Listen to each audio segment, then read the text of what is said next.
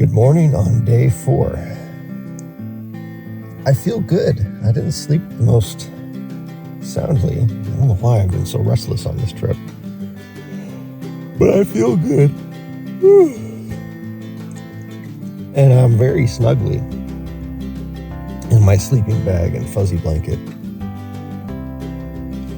And it's just starting to lighten up outside, but I'm very snugly. But I need to get up. So anyways, I know this is a thrilling introduction to the video. So, yeah, I'm just gonna shut up, I guess.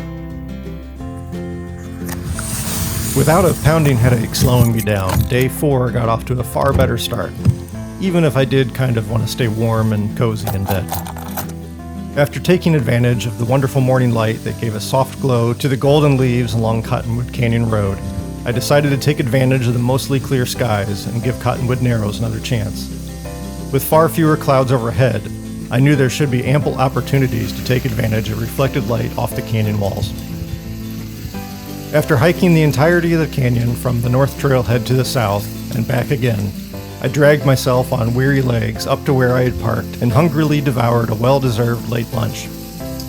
Just as I was wrapping up, planning to head back south to scout locations for the golden hour light I've been visualizing since day 1, an SUV came down the steep hill nearby, and before they were even to the pullout for the trailhead, I could hear the dreaded sound of air hissing from one of their tires. As much as I wanted to head out as planned, there was no way I could leave a fellow human in the middle of nowhere with no cell signal and no way of knowing how long it may be before someone else came along. I would certainly hope someone would do the same for me. That unexpected side quest precluded any afternoon photography, but I was still able to sneak in a few photos before it was time to seek out a spot to camp for the night.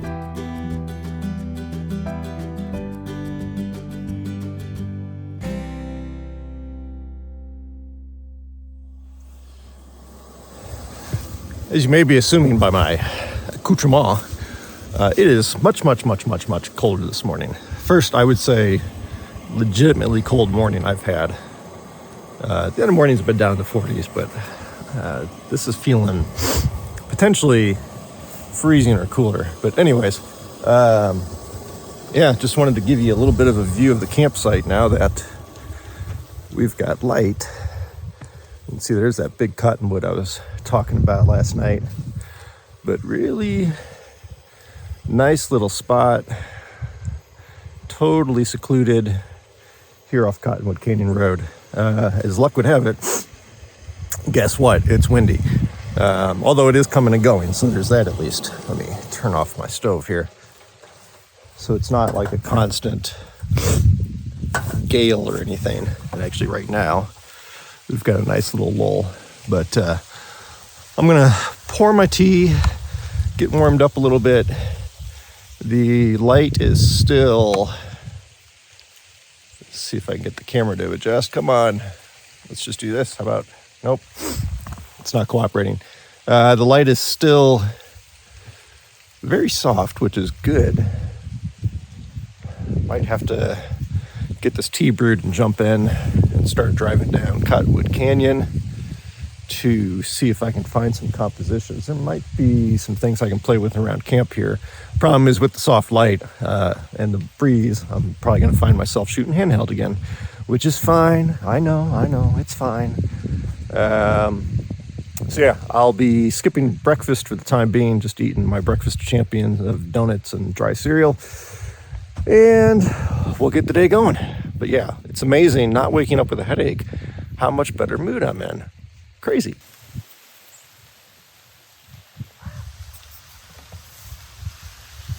So I'll try to keep this brief because I'm guessing that the wind is going to be coming through here momentarily. This is just a little composition I found just maybe 20 feet from the truck. Not entirely sold on it, but I like twisted shapes. I had to focus stacks. The foreground brush is a little too close to get in one frame. I'm trying to keep my aperture opened up a little bit to get a fast enough shutter speed to freeze any movement. Usually I find with wind, unless it's super strong wind, if you can get to 1/20th of a second for your shutter speed, you're usually going to be in pretty good shape regarding freezing any blowing foliage. Like right now, things are just kind of shimmering in the wind, and like I said, generally speaking, about 1/20th is usually a good speed to get that frozen. And of course, sometimes you just embrace it. You can use a longer shutter speed, and you try to get the motion blur. I struggle with that personally, and I don't always like the aesthetic, but occasionally I do go for that approach. So basically, since I recorded my last clip, I've just been kind of moseying about the campsite, checking out the different trees. I do know a lot of leaves came down because I could hear them coming down and hitting the truck last night. I actually had one manage to worm its way through the cracked sunroof and fall down on me. But there's definitely some nice trees here. I'm not going to get too close to the edge here because I don't know how much this bank is undercut. But I think these definitely lost a good amount of leaves overnight. Those down there are still looking pretty good. Just don't know that there's a composition from here, at least, on those larger cottonwoods. Maybe I can get my 100 or 400 and play around a little bit. But anyways, it is indeed a chilly but beautiful morning.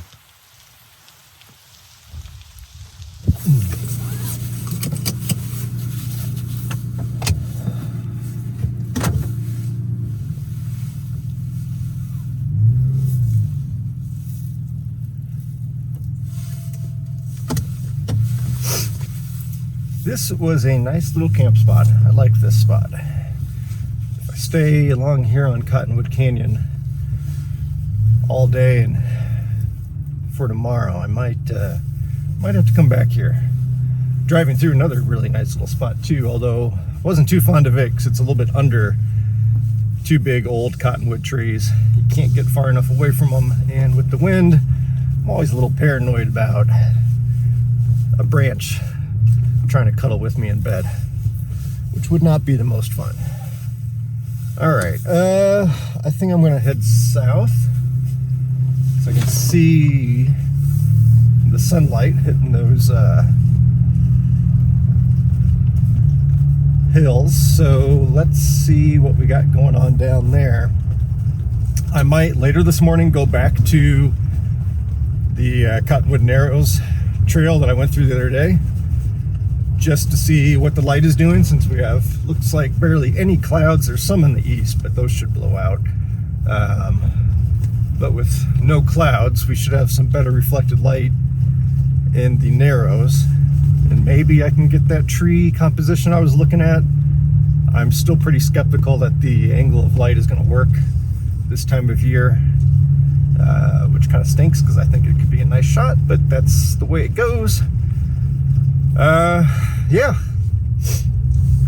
as I said earlier, I'm feeling a hell of a lot better this morning, man. Yesterday was rough. I didn't feel like I slept well, and actually I thought I was in bed for a while yesterday, but I only got like 6.5 hours of sleep, and waking up with that headache, that was not a good way to start the day. Today I'm feeling full of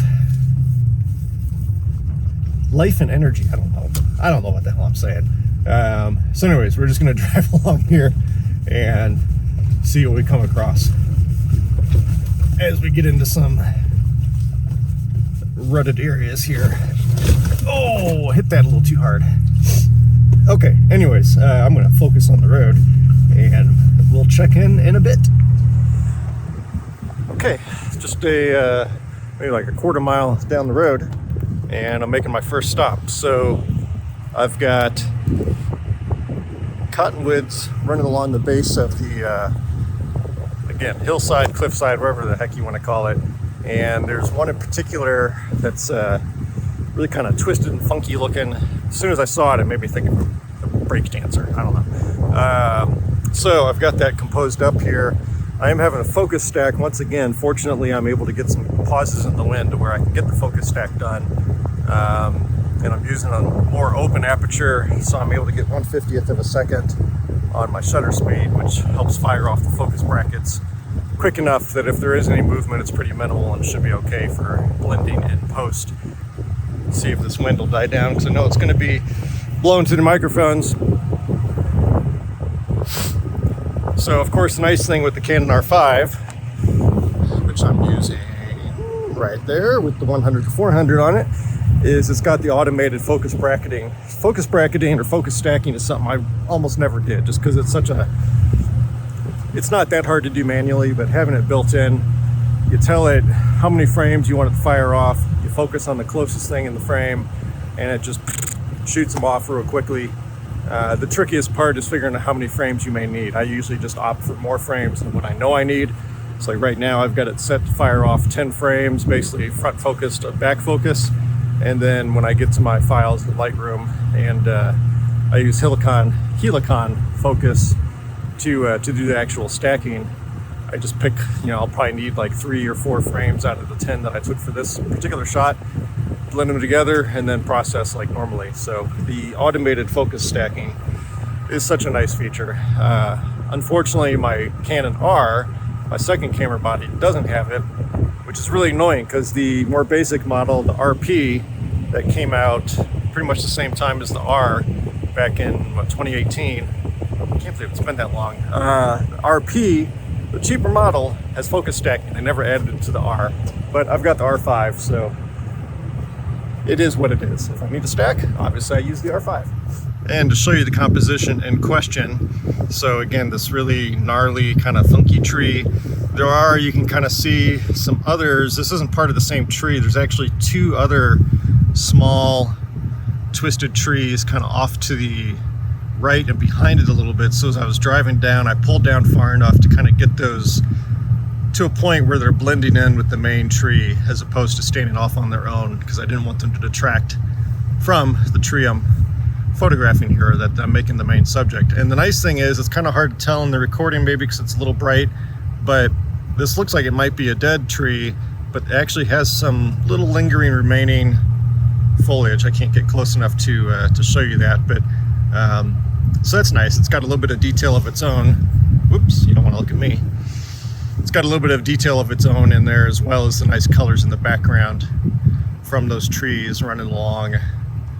I don't know if it's not Pariah River, that's a creek. I just can't think of the name of the creek, but anywho's, yeah, if I zoom in here, you can see there's some decent color through the trees throughout here, especially at the tops of them, like little candles or paintbrushes, which I'm all good with. It'll be interesting to see what that stuff looks like once the sun starts hitting it. My suspicion, though, is that it's just going to kind of blend in with the rocky background. But we're not too far off from finding out. So I'm going to continue on down the road, see what else catches my eye. Actually, now that I'm saying this, might see if there's anything of interest in there with the 100 to 400 that I can zoom in and get some nice, interesting detail shots of those gnarly old cottonwoods back there. But anyways, we'll just continue on.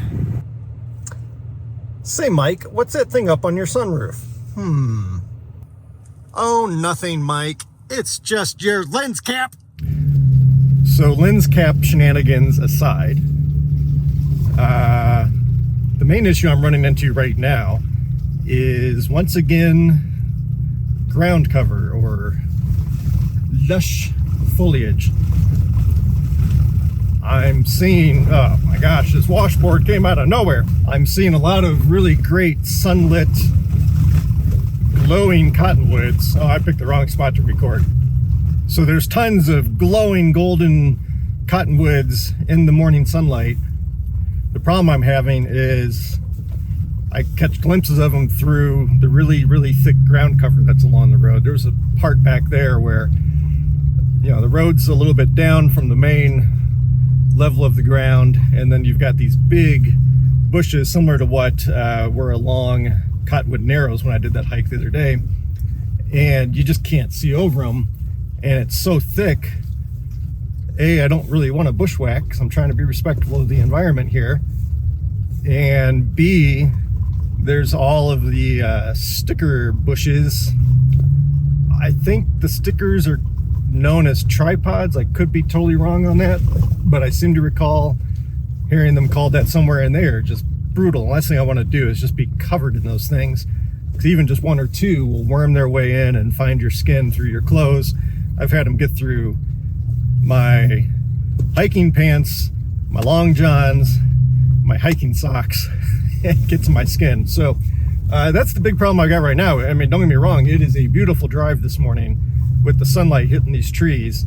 But as you might be able to see through the window here, I've just got all this super tall ground shrubbery interfering. Curse you, nature! Why do you have to be so lush?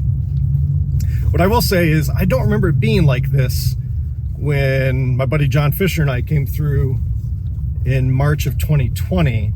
So again, this has been an unusual year in terms of the amount of snow and rain and runoff and everything that they had in the spring. So maybe this stuff grew up. It could be just I'm not remembering it correctly, but I don't remember it being anything like this. There's even a couple compositions that I thought sure I would be driving along and recognize, where I took a couple shots and I haven't come across anything that looks vaguely familiar. So the only thing I can figure is for like flailing in a chaotic world, one of the photos I made here in 2022, maybe it's just not visible from the side of the road now. I really don't know. I remember it very clearly. We stopped, we aired down our tires a little bit because the washboard was even worse back then. And then we wandered into, I don't know if we would call it a little bit of a floodplain, but there really wasn't much ground cover in the way, and had good shots of, they're not cottonwoods. I'm drawing a blank on the name of the trees right now. It's an invasive species. Very cool structure, kind of like mesquite trees that you see in Texas. But anyways, had very clear views of them. I haven't seen anything like that whatsoever on now what is the second time I've been traversing Cottonwood Canyon Road. So just goes to show how much things can change in such a short amount of time. Oh boy, wow. This stuff is just glowing in the morning light. If you can see that through there, maybe if I put my window down, it is just gorgeous. Ooh, I like that tree. Question is, oh, look at that clear shot of it. Gotta go. All right, before I grab this shot real quick, let's just give you an idea of what we got going on in terms of color.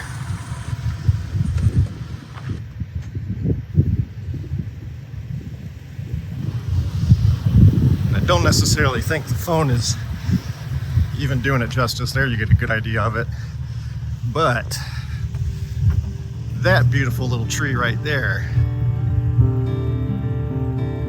is about to get its photo taken.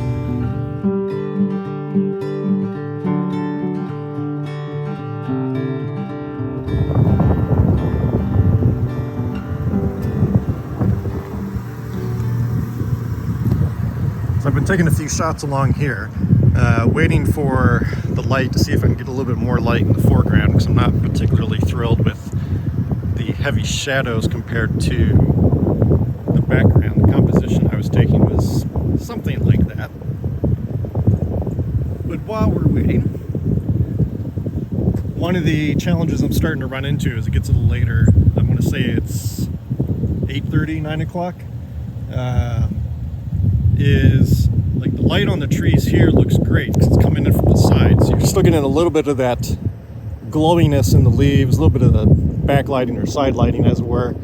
If we pan over here, those trees don't look nearly as vibrant. They're a little muted because you're getting the light directly onto them from the front. But with that front lighting, you're losing all depth and dimensionality. You're not getting the light filtering through the leaves. You're just getting the light reflecting directly off the leaves. But also, if we pan back, and you look at those trees in the center, you've got that depth and dimensionality because there's also parts of the tree that are in shadow versus parts of the tree that are getting fully lit from the side.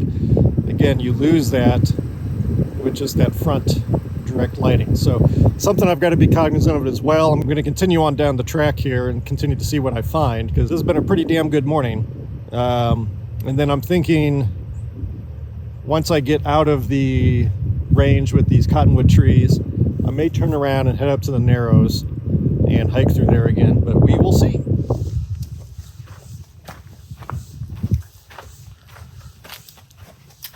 I think the wind is going to be kind of annoying on this, but I am indeed back at Cottonwood Narrows, coming in from the North Trail at this time.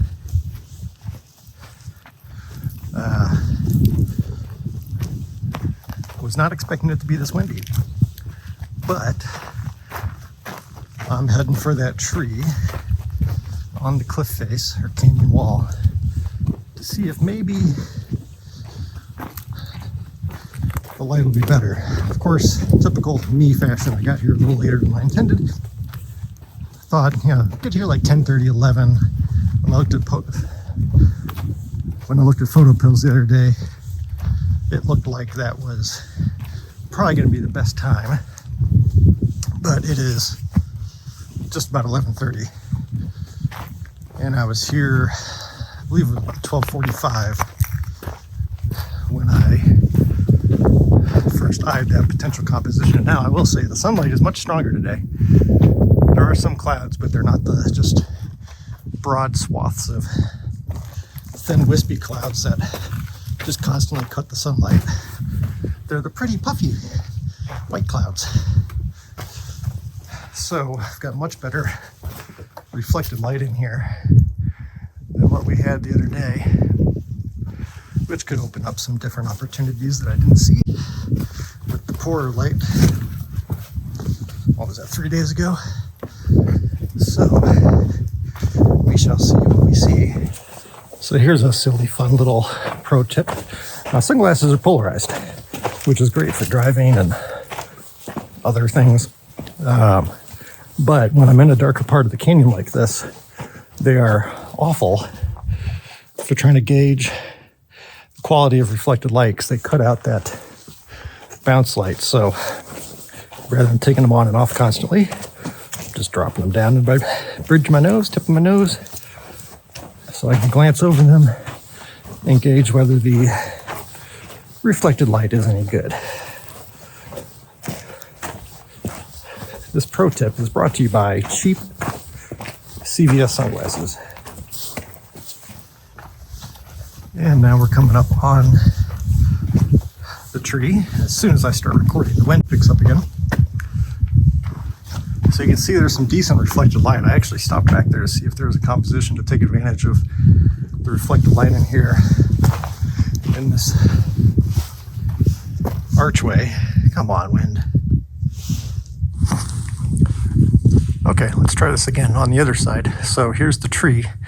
Looks like it did lose some leaves with the wind over the last couple of days, but I do have much better quality of light. I like the warmth up above and going into cooler light on the sides and below. So I think I'm going to bust out the 14 to 35 and see if I can make something out of this.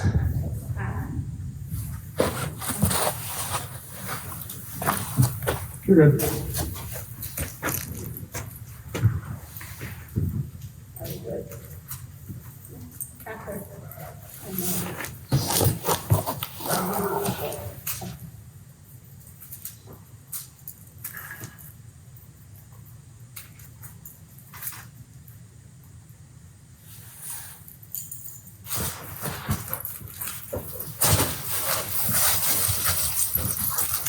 Come on.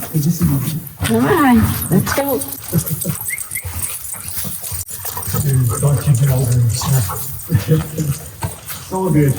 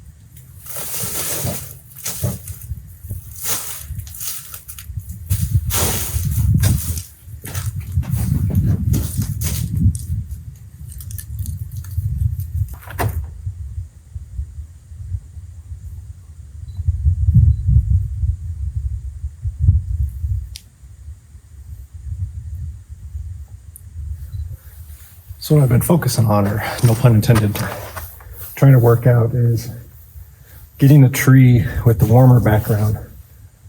Because in frame, the tree is looking pretty dark. Now, probably bring that up with shadow lift. But by keeping it against the warmer, brighter background, kind of help create a little bit more contrast between it and the cliff walls. And then just shooting wider and narrower, trying different compositions, more of the wall, less the wall. Just making sure I'm keeping the sky out, especially that bright cliff face. I don't know if you can see it on the camera, but there's a cliff face in the background in full sunlight. So making sure I'm not getting that in because it's just way too strong.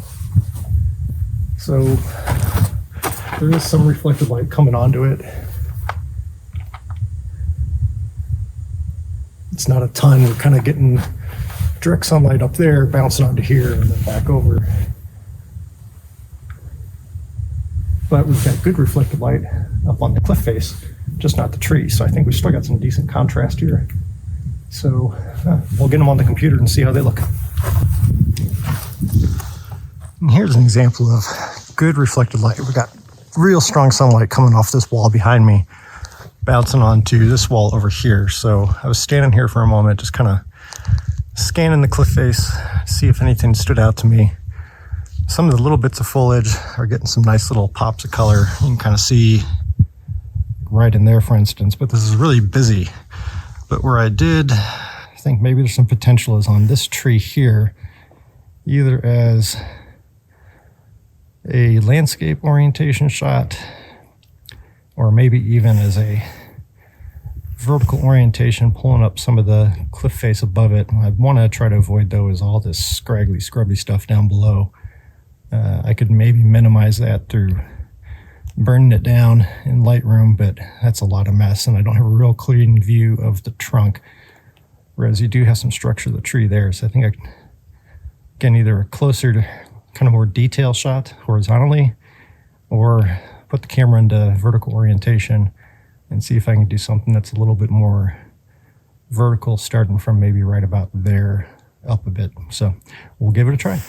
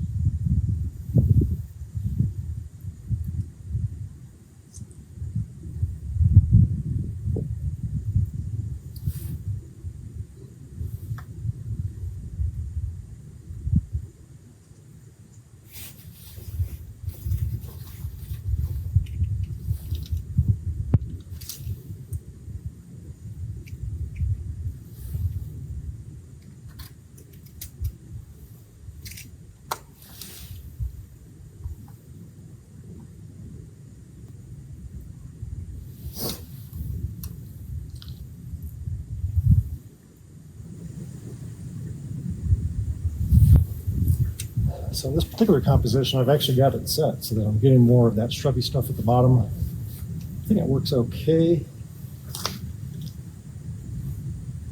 I don't think I want to bring in more of it, but we'll go ahead and grab a shot because we're here. Why not?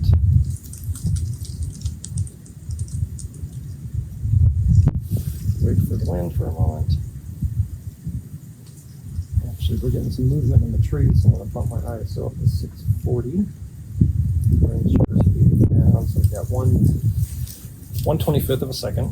So again, that should be enough to freeze. I just got to wait for the wind to stop shaking the camera. And go.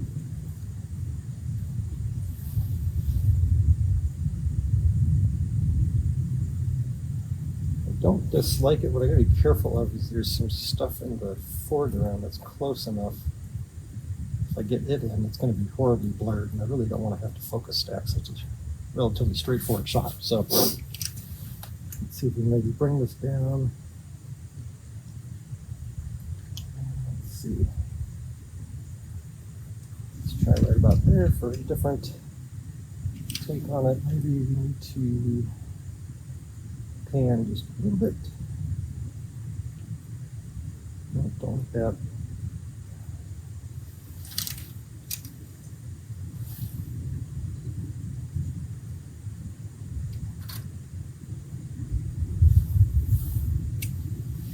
I'm kind of liking that. Now I'm going to go back to my original plan. And let's do a tighter shot.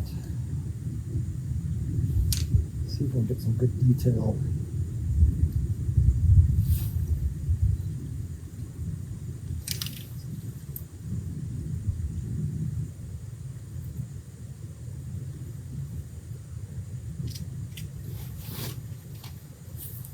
Ooh, the sun just came out from behind the cliff even more.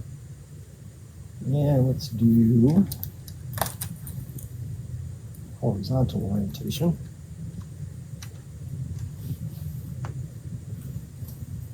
And see what we got there.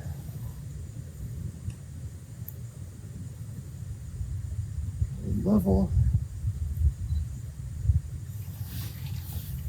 Focused. Nice calm wind. No wind, thankfully. And let's hook this up. Forget where my dials are. About there.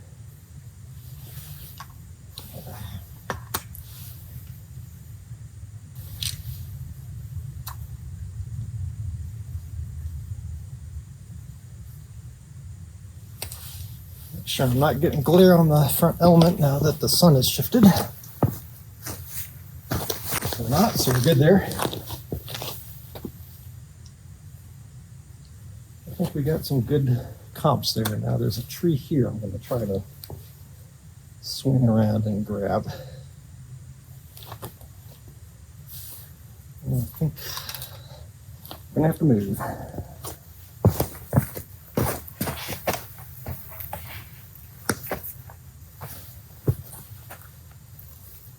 Let's see here.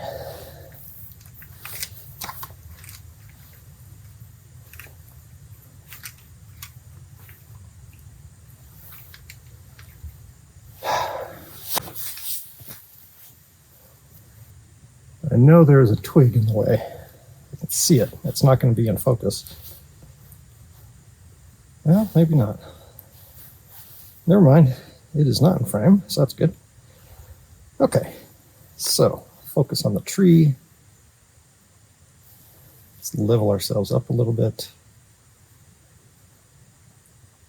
And bring this front down a bit.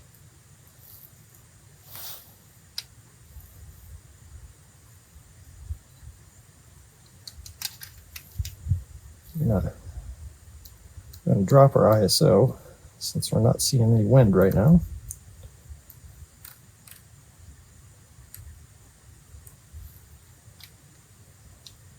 Focused.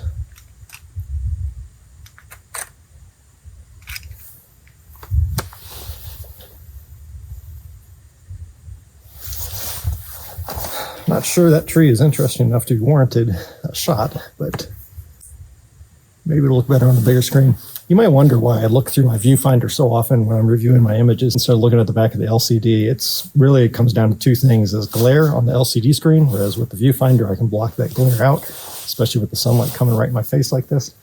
And also the viewfinder is a little bit higher quality, so it's a little easier to see that I nail focus, et cetera, et cetera. LCD is fine when I don't have light like this, but when I've got this light coming right in my face, using the viewfinder is much more effective because I can just totally block out, kind of like having a dark cloth with an old film camera.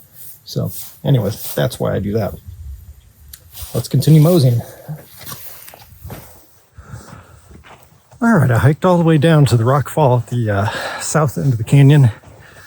Now coming back, I stopped on a few ways heading south, or a few points heading south. Take some photos. Actually, was this one of them right here? No, that was not one of them. Similar, but not the same. But anyways, I'm now going to go down that little side canyon I called out. Get the camera out of my face. Go down the side canyon I called out in the video the other day. Back yonder, I do seem to vaguely recall going down here in 2022 and there not being anything of note. If anything, I think it was totally blocked by a rock fall. Now, I'm totally not coming down this side part of the trail simply to find a nice little tree. Not for photography, if you catch my drift. For whatever reason, this path is super sandy. It's like an entirely different kind of sand from the main path. Anyways, I don't like anybody's been back here. See some critter tracks, but not too many footprints. Although, who am I kidding? This sand is so soft. My footprints will be gone with the slightest breeze. So anyways, let's see what we're gonna get. I'm gonna have to duck a little bit.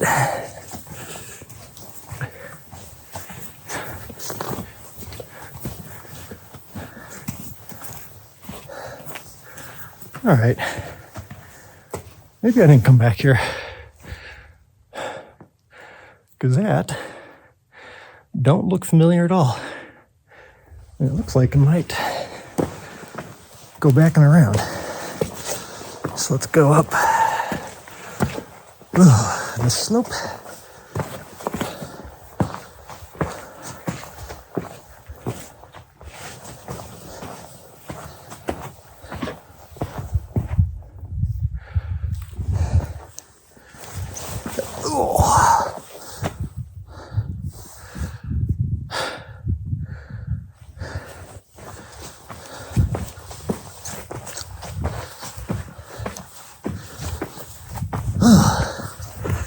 As if the soft sand wasn't bad enough. There's a steep incline. And as I've said, I'm out of shape.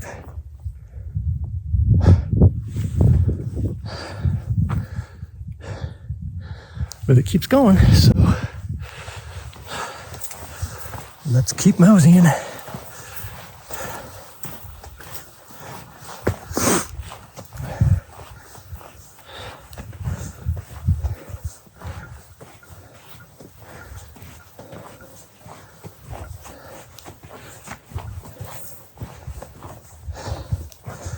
Oh, I hate walking in sand.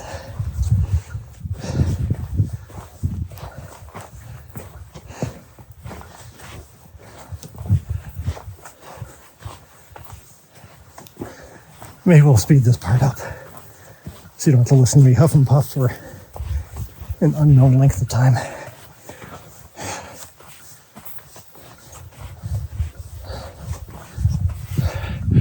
Definitely did not come up here though. This just seems to keep going. Could have sworn I'd come back this way.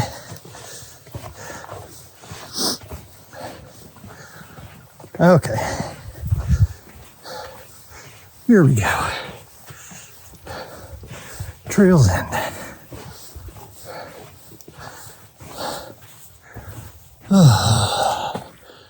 There it is. All the way up there.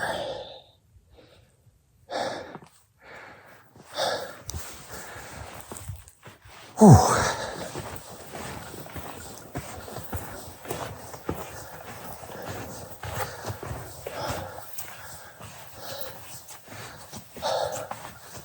This is a bit strenuous for nothing, but now I know.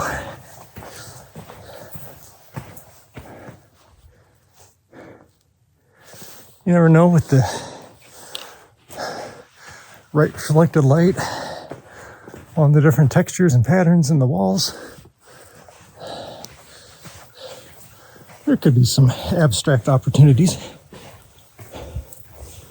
but whoa, certainly nothing I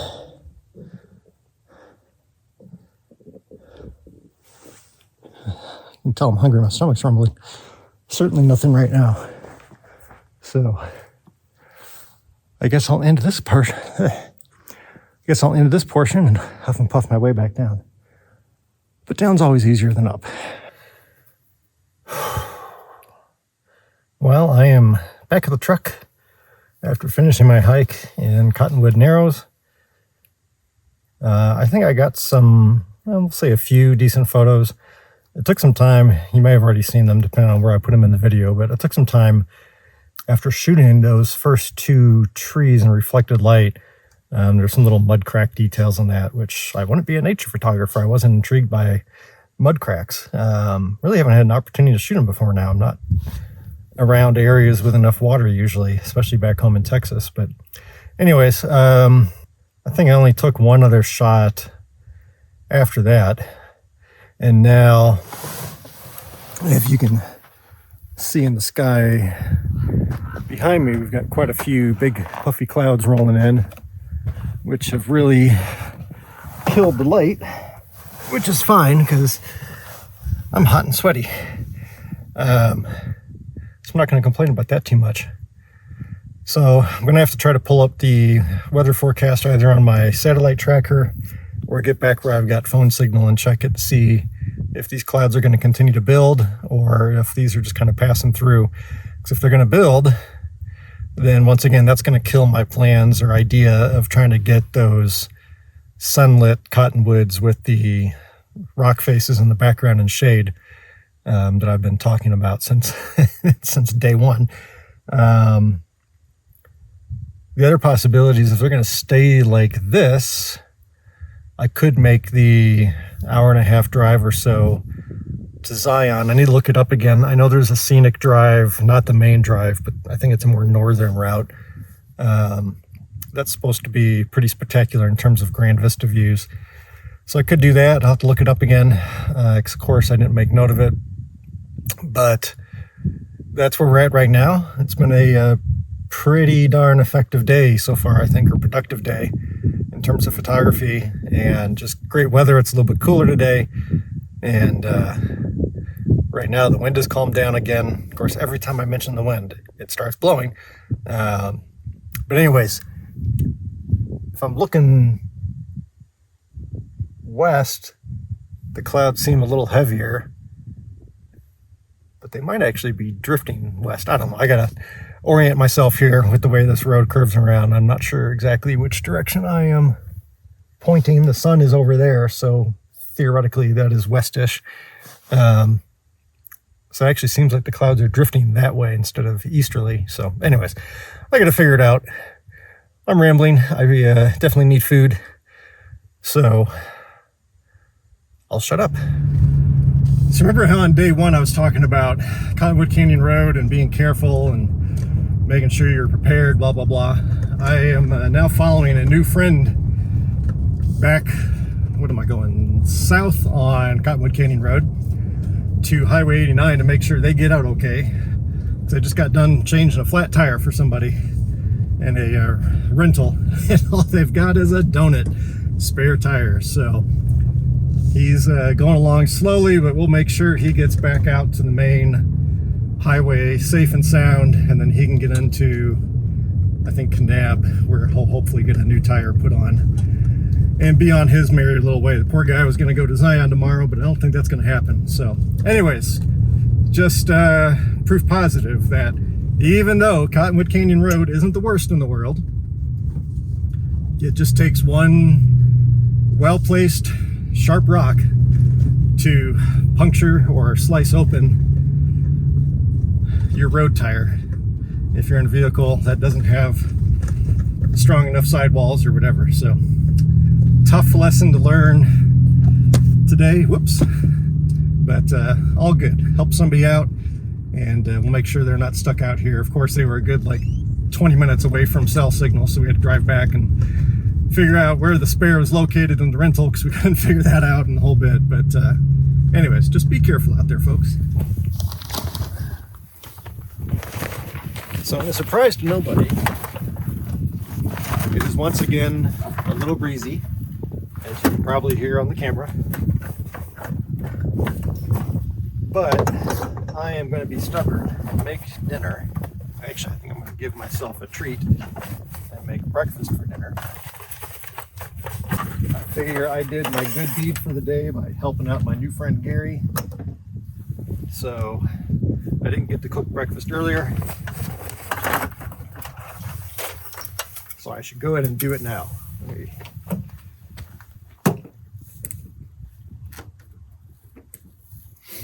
Maybe that lights me up better. I have no idea. So today ended up being weird, to say the least. Whereas I had expected to wrap up with the hike and my little bite to eat at Cottonwood Canyon Narrows, or Cottonwood Narrows, wherever the heck it is. I ended up spending a couple hours, at least, if not longer, trying to help the guy get sorted out and get out safely. Anyways, kind of a funny story with that. He pulled up right as I was kind of wrapping up eating, and I could hear air hissing out of the tire. So I actually don't know if it was just a puncture or if he sliced the sidewall, but it wasn't good either way.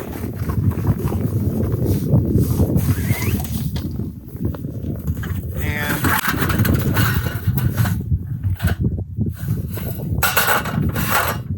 could I make any more noise? Anyways, given that it was a rental, he wasn't familiar with the vehicle, didn't know if it had a spare tire, where the spare tire was. It was a GMC Acadia, and we opened the hatch, we pulled up the carpet, looked underneath, couldn't find anything to indicate that there was a spare. Couldn't see a spare underneath the vehicle.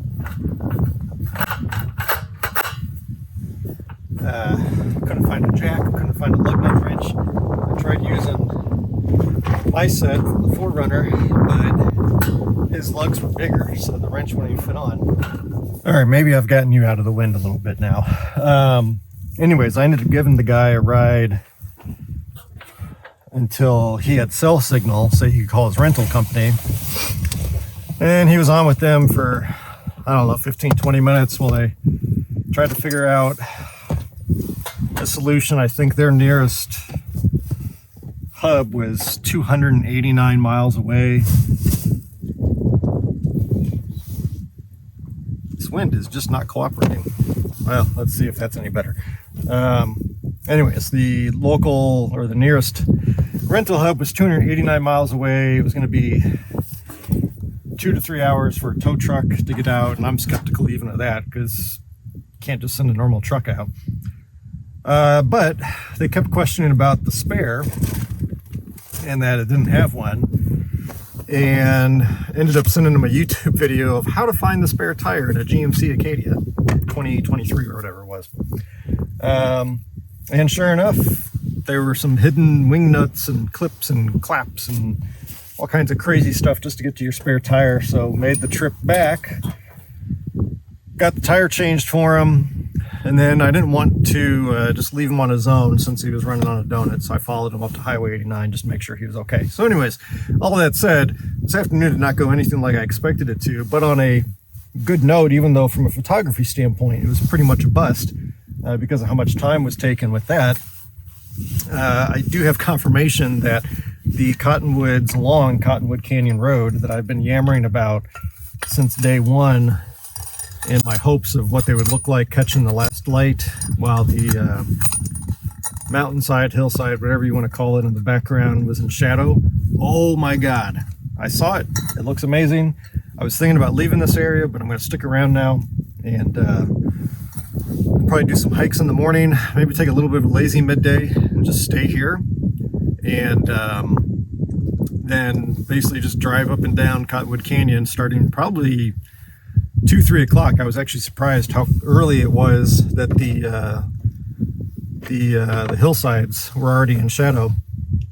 So I think that's going to be a good 2 hours, 3 hours of great light. I did get some photos driving back and hunting for a campsite, but I didn't get the best of it. Oh my gosh, it was just amazing looking. So just trick is going to be finding compositions that work, because again, as I talked about this morning, a lot of messy shrubs and things that are blocking views and making it difficult to get to an elevated position, et cetera, et cetera. So this wind is not calming down any, so I'm going to cook dinner and then I'll check back in maybe beforehand. If not, I will catch you tomorrow. As I noted during the intro to this episode, the soft morning light was absolutely fantastic for this fourth day of my trip to southern Utah. There are two brief, magical windows of light each morning and evening when, although the sun is below the horizon, the fall foliage glows warmly while the rest of the landscape is blanketed in cooler tones. The effect was somewhat subdued as I started the day, likely due to clouds blocking some of the early light, but I still came away with what I feel were my best photos of a very productive day. As the sun broke above the surrounding landscape, I was able to make a few photos that showcased the strong contrast between the fall foliage and parts of the land that were still in shadow, similar to what I would see later that afternoon during the unexpected detour to help with the flat tire.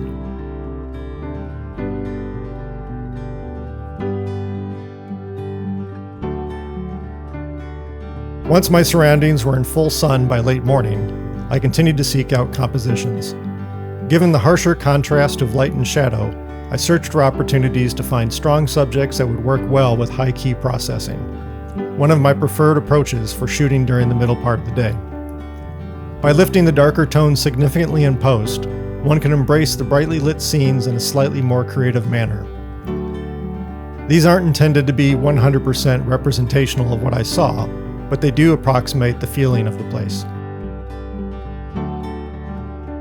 Once I made it into Cottonwood Narrows, my hopes of escaping the wind were dashed, but as you saw, I was still able to come away with a couple of photos of trees in rich reflected light, along with the shots of static mud cracks and fallen leaves that I made afterwards.